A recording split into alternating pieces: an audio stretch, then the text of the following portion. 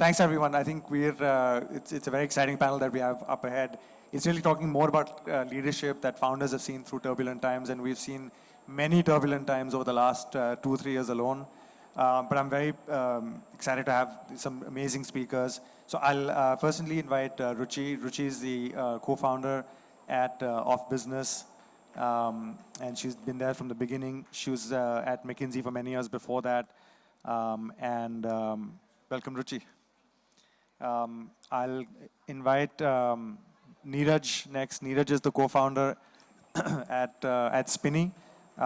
He is one of the most diligent and resilient founders I've ever come across. He's been an angel investor before, and he's seen many. I think we're excited to learn more about the journey of Spinny over the years.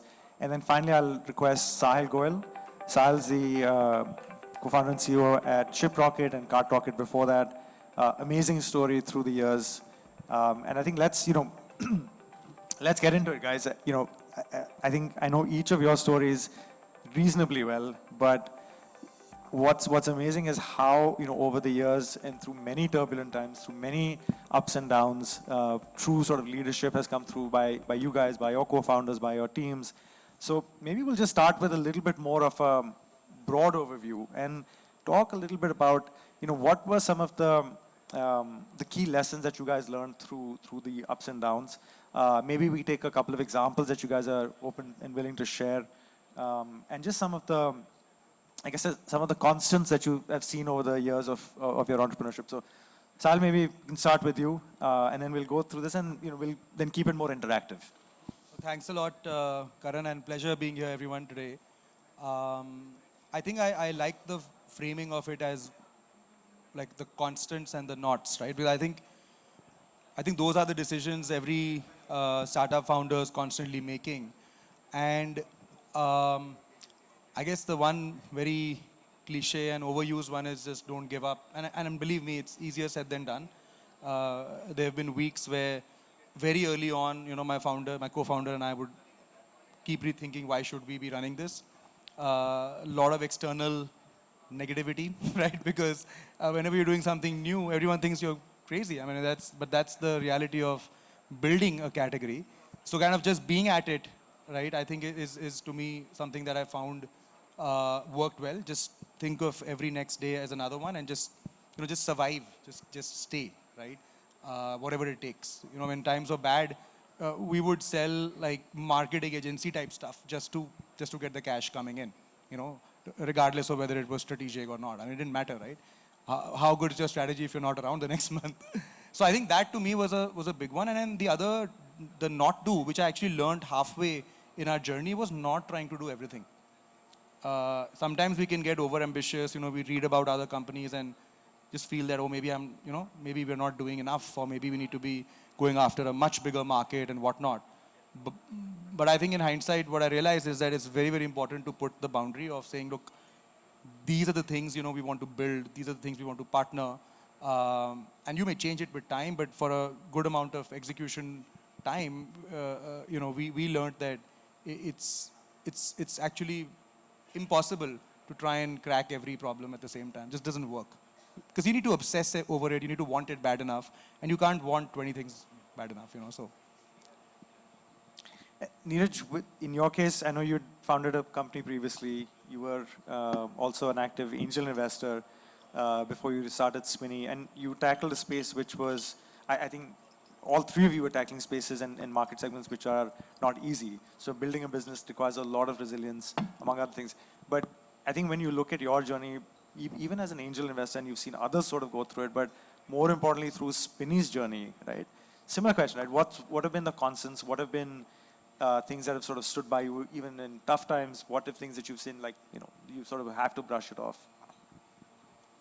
So, Karan, when having done 2 startups already, right? So before starting Spinny, this was very much clear to me that whatever I do next, I'll do it from a long-term perspective, right? And if you want to build something for long-term, then you need to go after something really meaningful for the people, right? Some big problem statement or some important need. And if you look at the car buying, used car buying, so generally first, car purchase of most of the people. So very important purchase, very special purchase. But at the same time, used to be completely broken. So this was very clear that if we go after this problem statement, then given the nature of the purchase, if you are able to solve for it at an absolute level, then we can create very special place in people's hearts. There is a clear opportunity to build a central brand in the country. And you are not just solving for the car purchase, you are solving for trust, experience, aspiration. So if you are able to build a brand which ends up becoming synonym of trust and experience in the society, then that journey will, of course, will be very satisfying and fulfilling also. So that was our hypothesis since the day one, and we have stood by it throughout our journey so far. And that was, one thing that always, basically kept us moving. There was a very difficult phase of almost 4 years. We started in 2015. We closed our Series A in 2019. So we took almost 4 years to close our Series A, right? So 3-4 years of, insane hardship, right? So even, I had to borrow from my friends and family to keep supporting the company, right? Some at interest, some without interest. So that kind of hardship. But on a daily basis, on the ground, we were able to see that what kind of change we are able to bring to people's lives. Are we able to deliver that kind of quality and experience? Are customers acknowledging our value add? Are we getting that feedback? And that really, kept us going. And I think you mentioned something important. I'll come back to that. But Ruchi, in OfBusiness's case, Ashish and you guys started this. The business has grown tremendously. It's also evolved into allied business areas. But I'm sure it's not been a one-way upward curve, right? And I think when you guys started, there was not much in terms of the business understanding of what a B2B marketplace can be and what trade financing can be. So one was it probably just explaining to people at that time, but also then working through actually creating that market, creating that sim. What have been some of your things, learnings through those turbulences, right? Through those ups and downs to sort of get to point A to point B to point C. Yes, this reminds me of the time gone by. Initially, it was very difficult to explain what B2B is and what actually all of us sitting here, what does steel mean, chemical mean, polymer mean, what is shape and form of these goods when they actually get transported from one full truckload from one place to the other. Yes, there were those times when you have to explain and you feel that, is it that we're not able to explain it well, or is it that people don't see that much value? But I think connecting with the theme of resilience and connecting with this entire thing about how do you think about ups and downs is at the start of something, if you try to build it right, then that institution or whatever you're building, actually, you have a much better chance of it actually surviving through these ups and downs. And a classic example is our children, right? When we say that, okay, you have the kid is growing up, it's 2 years, 3 years. Let's lay the foundations of what are good manners, what are good values, what are good behaviors. And okay, it's okay to be competitive, but not to an extent. So some of these values, when you try to inculcate in a kid, you're thinking of it from a long-term perspective. And I think that's true about an institution as well. That when you're putting down the foundations, getting the right people in at the start itself, putting those things in terms of saying for us, it was very important to have the right capital structure in terms of equity and debt. So how do we take our lenders along with how do we take our equity investors that seriously? And I think some of these choices we made in terms of putting the business construct together. One example would be how do we make sure that each of our transaction is profitable, at least at a transaction level right from the day go, right? And when you make those choices and that becomes your building block and that kind of becomes your DNA, it helps in the long term in terms of, okay, when ILFS happened, when there was a financial, you were not getting money that easily, or for that matter, COVID happened, or for that matter, the current stream. If those fundamentals are right, then people see through it. If you're not getting equity money, you'll get debt money. If you're not getting debt, then, or if your business is profitable or some of those economics are just, basics are right, then things do work together. So I think I am a firm believer of making the right choices at the right time, because you just don't know how good or bad the time could be. So should not always be riding the wave, right? So the wave can go up, but the wave can come down. But if you have the right pedal or the boat or whatever you're doing it on, it might work well.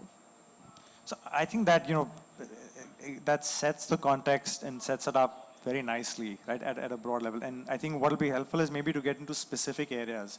for especially founders in the audience or folks who want to start up or who are working at such places. So maybe let's start with team, right? Managing your co-founders, managing the relationship with early employees, managing the relationship with senior people who've come on board more recently.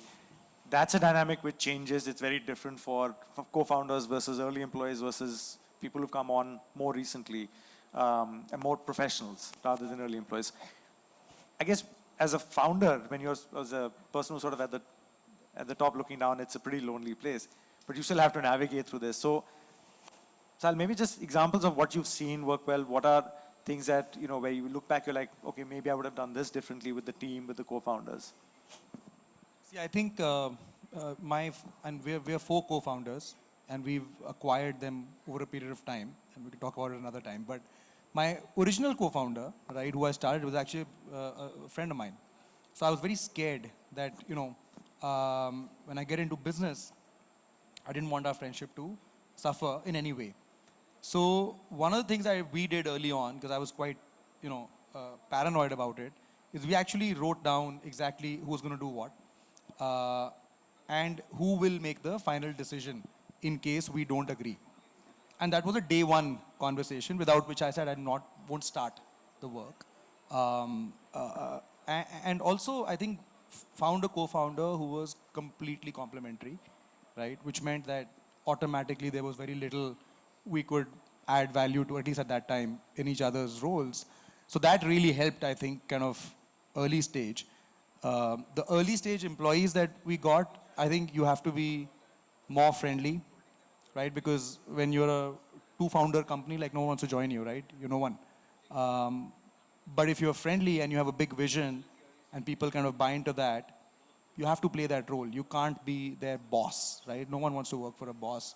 Or they'll go to an MNC or whatever. So I think, and then it also kind of works against you over a period of time because you're friendly. But I think you have to be able to kind of have that view of saying, look, we, as founders need to be there for the team, need to support them, but then also need to drive ownership and accountability every now and then so the team realizes. And then over the years, adding senior people, at least when we added the first set of senior people, it was very hard for us, as founders, because we didn't really know what to expect, I guess, just delegation and things like being very clear about objectives and goals and what to do and what not to do. And do you intervene? Do you not intervene? Even if you know like something, or you feel you may know something's could be done differently, or you would have done it differently. Do you say it, or do you not say it? So I think those are some things that, over time you get to kind of learn, and it's very, very important. Like when you're hiring people, I always talk about, I always tell people that, look, you need to believe in the space, first of all. If you're joining, especially for the senior folks, you need to believe in this space or the industry or the business, whatever, right? Second, if you need to think whether this is the right business model that we are operating. And finally, you have to look at these people that, can I sit in a room for 10 hours with these guys and maybe not talk about work, but can I tolerate that? But if any of those don't happen, then it's not going to work, right? Because eventually things will go bad, markets will turn, and if you don't believe in this space, you'll jump ship, right? And if you don't believe in the business model, you'll think you know better, and you'll constantly try to, why don't we do this and why don't we do that? But we need people to execute within the bounds of what's there. So I think that's a filter I put almost on every senior hire. And then also from a cultural perspective, right? Extremely important, right? It doesn't matter what pedigree or what, someone's done, but if they just, they don't feel right in your gut, then, and I've made mistakes, but then don't do it. It just almost never works. So Ruchi, just picking up from what Saahil said, right? Again, same question around co-founders, but also around building that culture early. What did you guys think through when you were doing it? Or was it something which you had to retrofit in some ways? Was it some of it which was done more consciously at certain periods of time because it was important? Both, again, at the co-founder level, but also for, again, early employees. Yeah, so actually linking back to one of the points that Saahil said is in the co-founding team itself, for us, and that connects to our culture as well, our roles were very clearly defined, right? Like Saahil joined with one of his closest friends. I happen to be starting with my better half, right? And this question is very simple, that how do you ensure that there are those boundaries? And then Bhuvan also was there in terms of the tech. So from a technology perspective, he had the entire year. From finance perspective, I had the entire space. From a sales perspective. So just laying out those boundaries. And then culture becomes very important because that links up across all these boundaries, right? And so the fundamental in terms of how do we recruit people, what kind of people do we actually recruit in terms of saying that, okay, whether you come from that particular pedigree or not, you should have the hunger, you should have the hustle, you should go, you should have some flair in terms of, and you, I mean, if you ask me or you ask Ashish or you ask Bhuvan or Vasant or Nitin, anyone, we say, ऐसा let's choose someone जो life में कुछ करेगा. All of us will have that one theme which will be across, and that sets the DNA of the organization. I think culturally also what becomes important is everybody should be able to associate themselves with a name, right? It's not just a brand, but like for us, it's OfBusiness.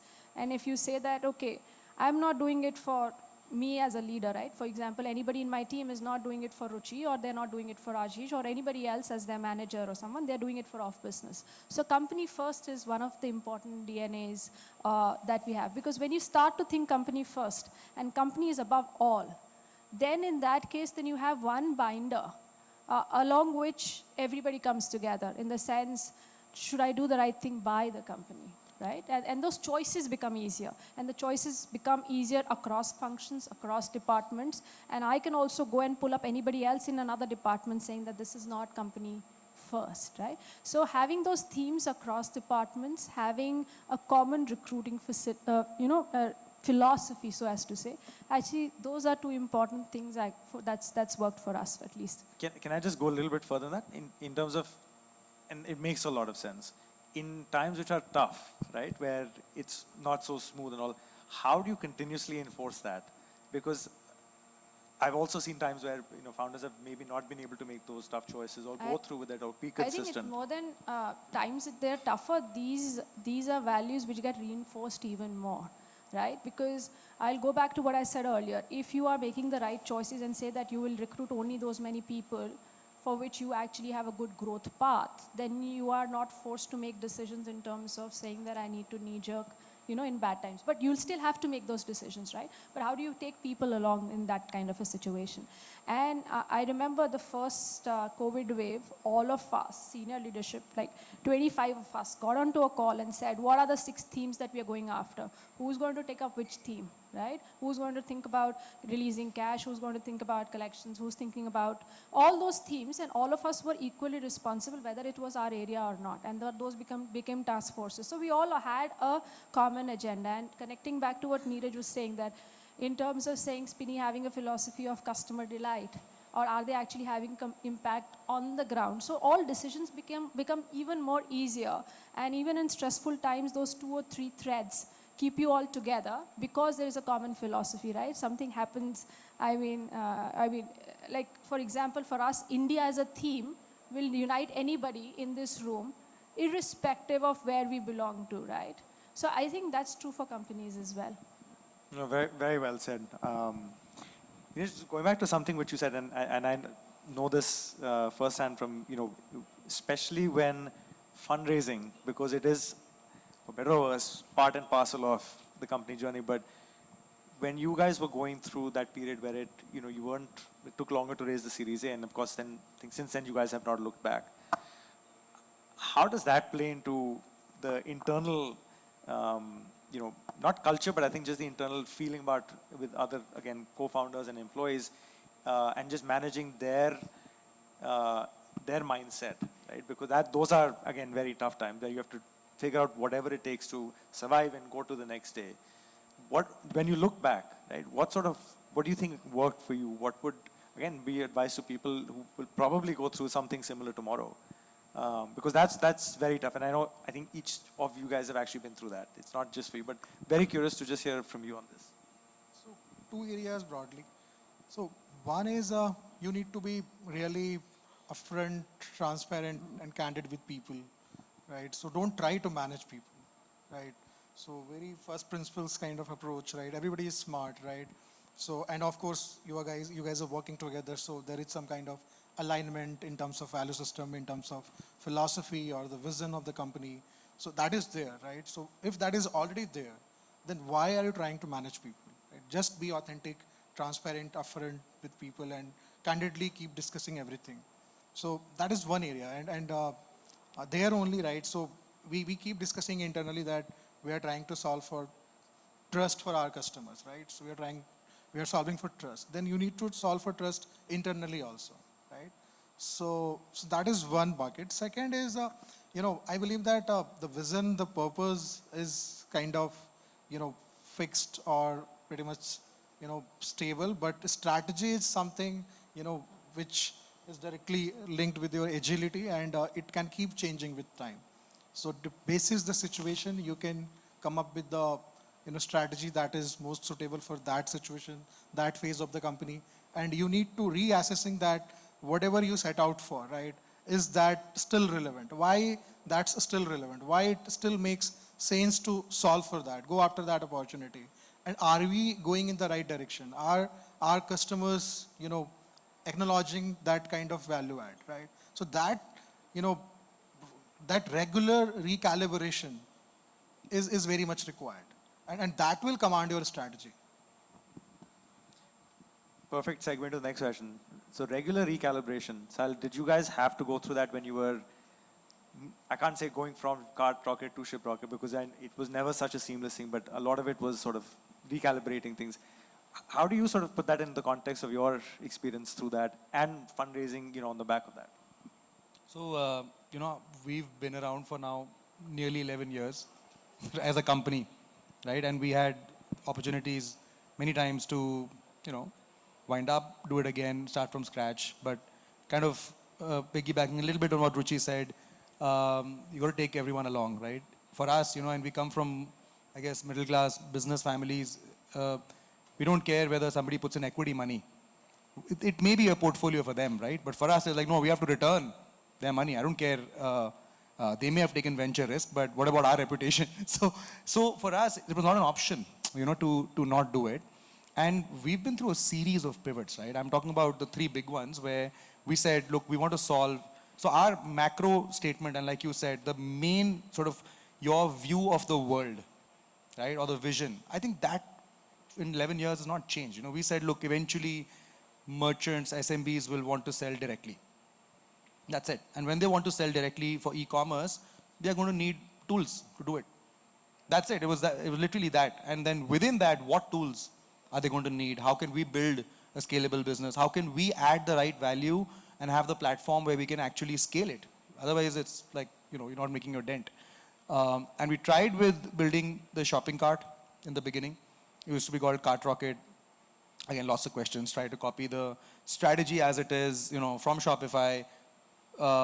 Didn't work, obviously. There was no subscription billing in India, still isn't. SaaS and SMB together, it was just like rightly not going to work. And then distribution itself was hard, onboarding is hard, DIY is hard. So the whole thing fails, right, in that sense. But we learned by doing that, and we took Cart Rocket on to a mobile, saying, look, distribution does exist on mobile apps. Why can't we do it through there? And then that solved part of the problem, became DIY, took inspiration from OLX for listing, from Facebook pages for listing. How do those guys do it? And found that we actually have to build it like consumer. So it was like and then of course it went on and on and on until we found that, look, actually the missing piece is just shipping, because, people will just make a PDF with images, with a link to Google Forms. They can do e-commerce. They don't need this fancy shopping cart stuff. What they need is a way to be able to ship, because goods still have to move and they have to collect cash on delivery. And that's where things are breaking down, because the infrastructure at large is not built for them, it's built for Amazon. So I think, but that took us 6 years to realize, right, that exactly is the problem. Now, we had many opportunities to give up, ran out of money a couple of times, but I think I guess somewhere, it's what Ruchi said, right? You got to align everybody on that common goal, and then people will come and go, yes. And if your common goal is, stable, right? I think people appreciate, like a lot of our workforce has actually been around for 6-7 years, right? A lot of the key leaders today, they've grown within the ranks. And I think for them it's also been a similar journey, saying, okay, we have to solve this problem and we'll stay at it. Does it work the same in terms of what Niraj said, that when you are actually going through those tough times, when you're maybe running out of money, Yeah, you challenge, you right? start. So yeah, you still have to start- take that transparent approach, Absolutely. everyone's an adult approach. Absolutely. I think authenticity is key. Even in the bad times, you have to be able to tell it the way it is. Completely agree with Niraj on saying, I say this all the time, we can't manage people. We think we are managing them, but we can't. We can only inspire them and tell them the why. And then it's up to them. Otherwise, people can sit at their desk and pretend like they're working. Nobody can tell, right? The reality is that if you tell them that, look, this is why this needs to be done, and this is the objective, and here's a structure in which it needs to be done, that's all we can really do, right? So that authenticity has to carry in the good times and the bad times, right? When things are bad, you tell them why. But look, this is what's happening, and this is most likely what's going to happen. So, here's what we'll have to do now as a next step. And many times we've actually, in these times, even if we've lost folks, when things have become better, they've actually joined back as well. So that's also happened a little bit, during the course. But I mean, it's so true. Again, from a founder perspective, this is what I've heard from so many founders, that if you don't have that approach, it solves maybe the short term, and it's not an easy choice, but it's the easier of the two. But it does come back and bite you possibly in the long term, right? So you have to have the approach, even though it's a tougher one. Okay, I think this is going to be the favorite question for all three of you. How do you manage board and investors? How do you manage your investors through those tough times? Because you probably have someone who's freaking out on the other side, and they don't know everything that you do. But you still have to manage them. You still have the relationship. And I think there are maybe many different approaches that can work. But just curious to see what's worked with you guys, because I think, again, people who are in the audience, people who are listening, they will probably have that at some point in time. And you guys have gone through the journey, right? So when you look back, Ruchi, maybe start with you. What's worked, what's not worked? It's always good to have people along in the journey who you don't have to manage. I think that's a real investor. Because I think if the relationship with the investor is much more than just money, and it's a constant dialogue that you in general have, saying that there are, not everything can be like every time you're growing 2x, 3x. So I think two important things here. One is, it's great if you don't have any kind of a partner that you are always in that space of managing. I think the second thing is, if the dialogue is open, irrespective of the times, so that there is no trust deficit, that abhi tak to everything was great, ekdam se how things have happened, right? So I think at the end of the day, investor is also a human being, right? And the trust equation works as much as with your co-founder, and we talked about transparency. In the same light, what you're doing against, say, these are your targets, what is happening, these are things which are working in a positive frame, these are things that you would like to do as a trying out, and so on and so forth. And constant, just not waiting for the board meeting to have that conversation. In our case, because there are, 5 of us as co-founders, there is a constant dialogue that each of us could be having with a different set of investors as well, right? And all of us have different styles as well. Sometimes, but if you think that they're part of the same team, and you treat it that same way, I think that dialogue becomes easier. That's my... But I loved you saying investors are also human beings. It's always good to remember. I'm just kidding. Maybe they're under a lot more pressure, because they have to also answer to someone else, right? Their LPs and so on and so forth. But yeah.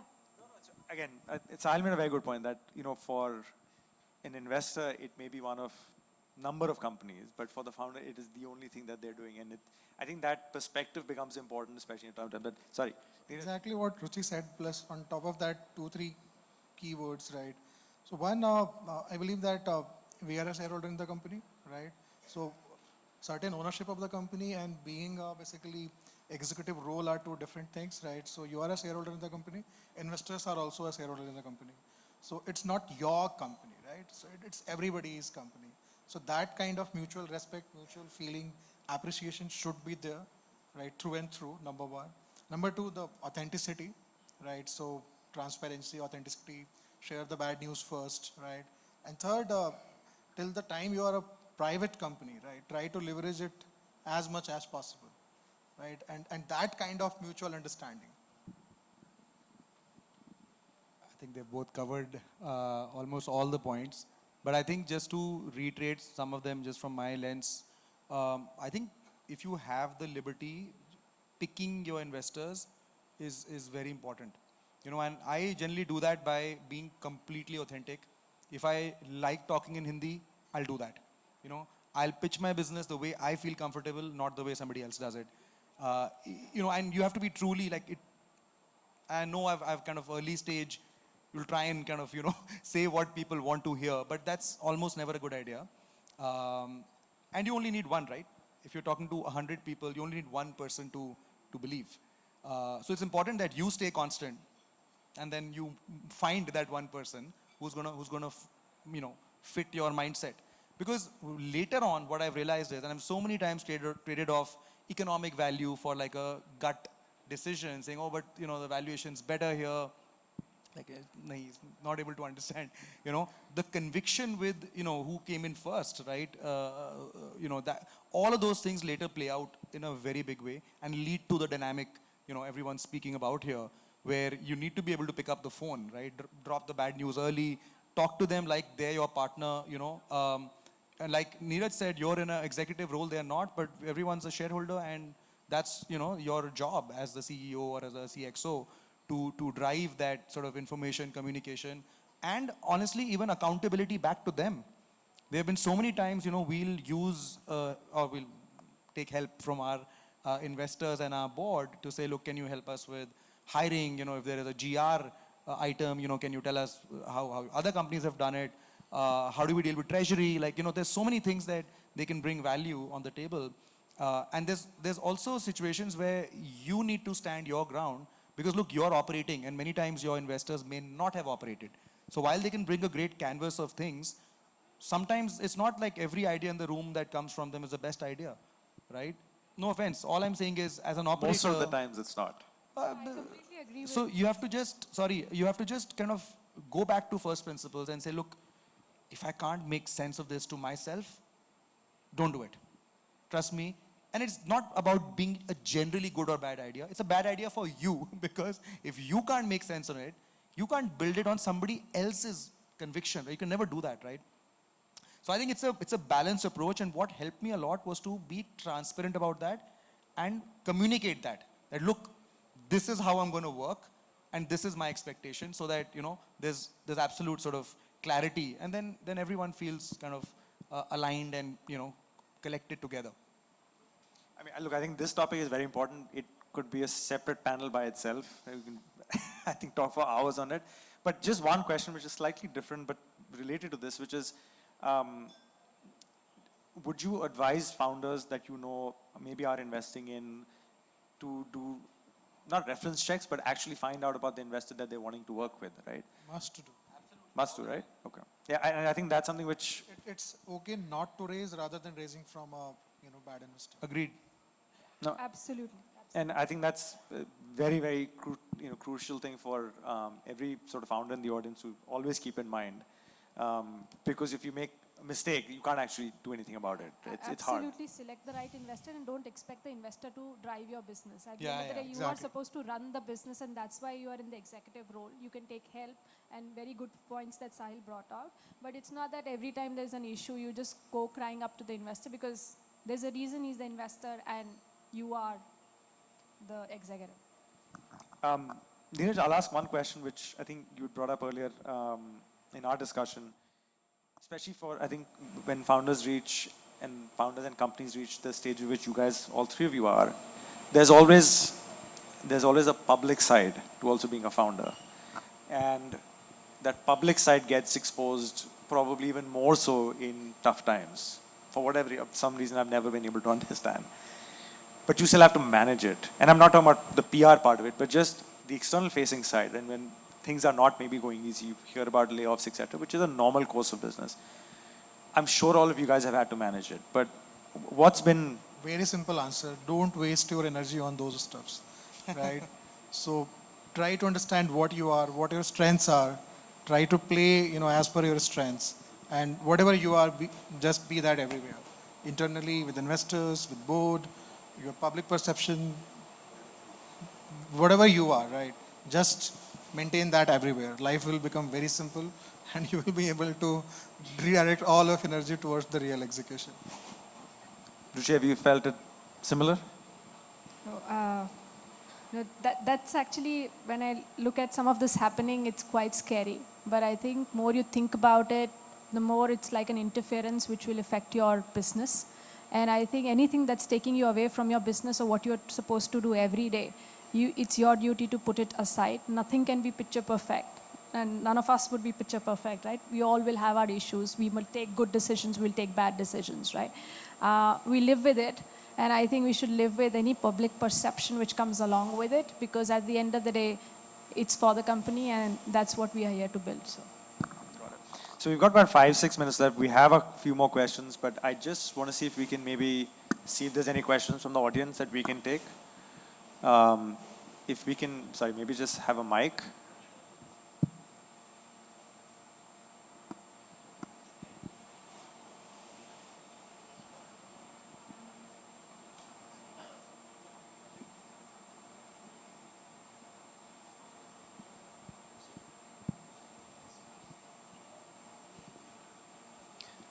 Hi, question is for Niraj. My name is Kapil Malhotra, proud owner of one of your cars. The experience at Max has been great. And we're looking at how you've tried to build trust in the second-hand market. One of the things as consumers we're also looking at is what can we do with this car a year or 2 years down the line, and also maybe upgrade and look at the servicing and maybe look at a package that also gives you an extended warranty like some of the other OEMs would be doing. And further, from a customer journey perspective, how can you, link all of that together? So any thoughts that Spinny is building here in terms of how are you really putting this out to customers and building on this market which existed for so many years and will continue to exist as well? Kapil, first of all, thanks for trusting us for buying a car from our Max category. So to the audience, Max category is basically our premium category, which we started recently. Still going through early days, so lots of teething issues there. And the product integration and the processes are very minimal there in our regular assured category. Insane level of product and process integration. Max is in very early days. But Kapil, coming back to your question. So as Saahil also, earlier mentioned, our core philosophy is that don't try to do everything, right? And we also believe that don't try to solve everything for everyone, right? You need to basically choose your problem statement and go all out wholeheartedly, to solve that, right? So if you look at our journey so far, first we built the short category where the price point is from 3 lakhs to 10 lakhs, kind of most of the volume is there.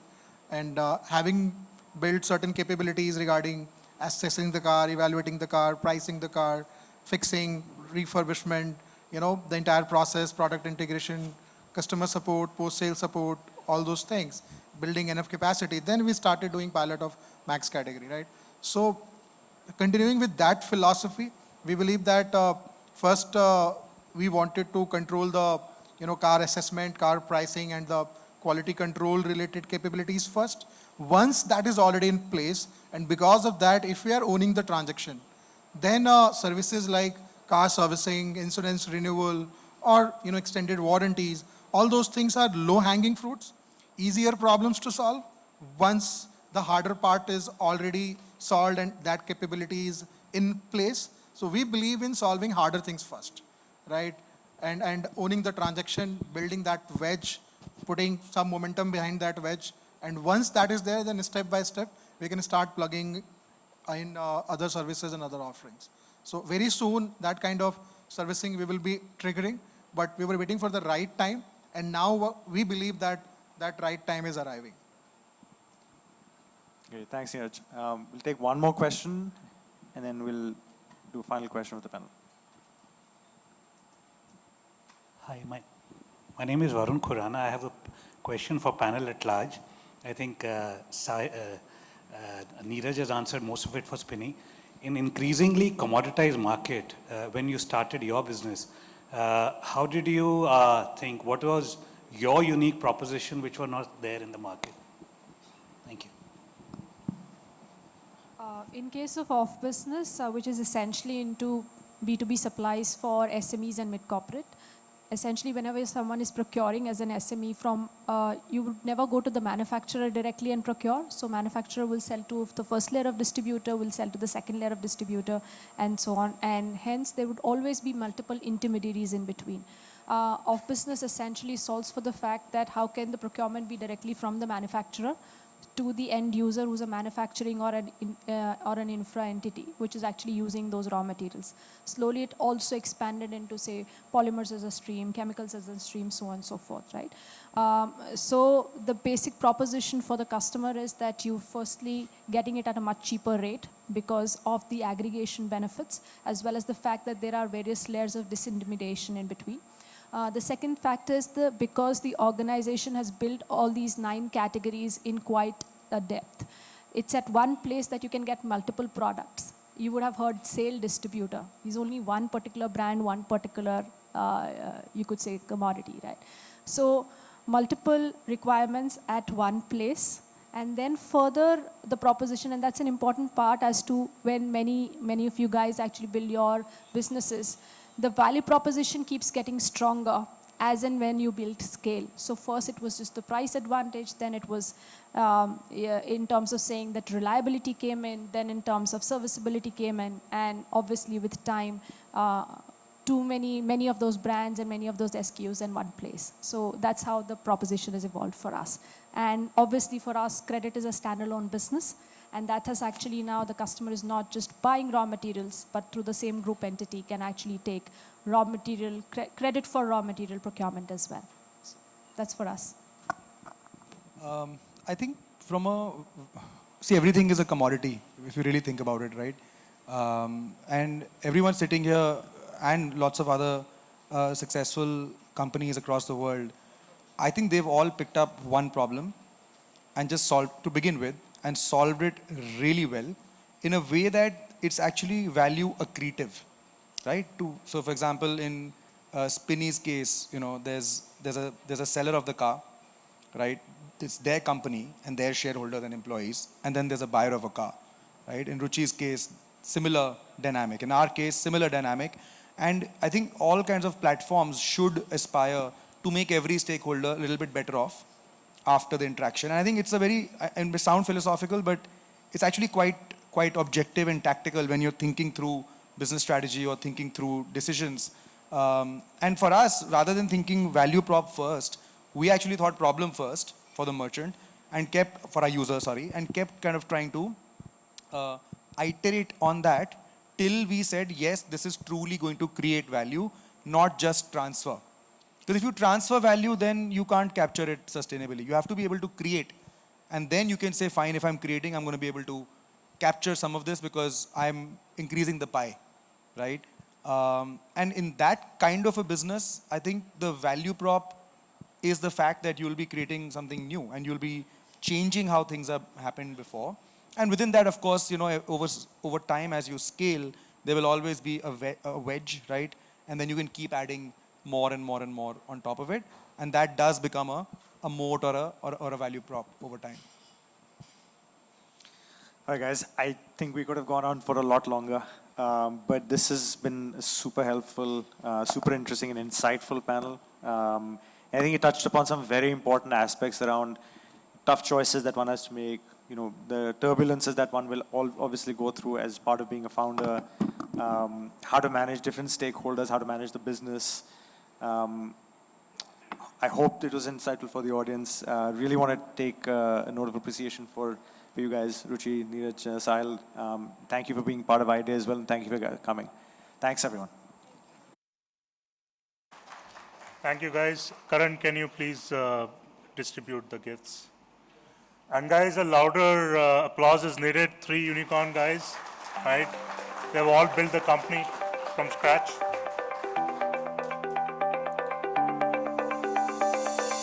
I think one of the key takeaways for me is authenticity. authenticity with your employees, with your customers, with your investors. And I think that takes you a very, very long way.